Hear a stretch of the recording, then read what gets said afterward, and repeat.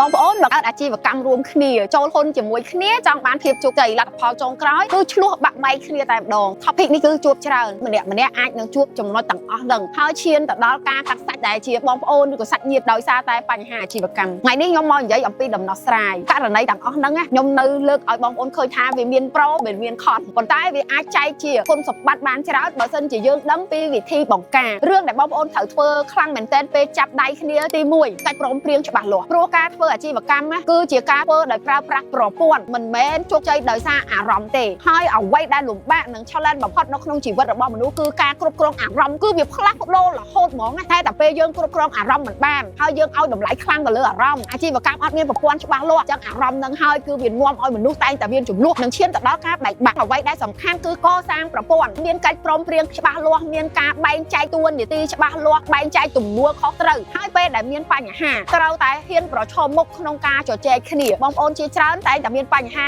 ទំនាក់ទំនងស្អិតរមួតហ្នឹងដល់តែពេលមានបញ្ហាគឺយើងអត់លើកមកដាក់លើតុជជែកគ្នាទេវាទៅជាក្រៅប្រព័ន្ធសូមឲ្យបងប្អូនដែលចាប់ដៃគ្នាក្នុងការធ្វើអាជីវកម្មរឿងធំបំផុតគឺកសាងប្រព័ន្ធអាជីវកម្មទើបធ្វើឲ្យអាជីវកម្មយើងហ្នឹងវាទៅមុខបានឆ្ងាយហើយវាអាចកិច្ចផុតអំពីការបែកបាក់ទំនាក់ទំនងមែនតើទំនាក់ទំនងនៅក្នុងអាជីវកម្មបើសិនជាយើងអាចកសាងទំនាក់ទំនងរឹងមាំប្រព័ន្ធអាជីវកម្មច្បាស់លាស់បងប្អូនសាច់ញាតិហ្នឹងគឺអាចយល់ចិត្តគ្នាហើយនឹងទទួលបានទំនាក់ទំនងល្អហើយជាអ្នកដែលធ្វើឲ្យអាជីវកម្មហ្នឹងបង្កើតនៅអ្នកបន្តវេនហ្នឹងបានវែងឆ្ងាយផងដែរប៉ុន្តែគ្រាន់តែលំបាកមួយឯងពេលដែលមានឧបសគ្គហ្នឹងយើងអាចយកឈ្នះបានអត់បើយើងអាចគ្រប់គ្រងអារម្មណ៍បានបើយើងផ្ដោតទៅលើប្រព័ន្ធច្បាស់លាស់មិនងាយមានបញ្ហាចំនួនរហូតលៀនទៅដល់ការបែកបាក់នោះទេ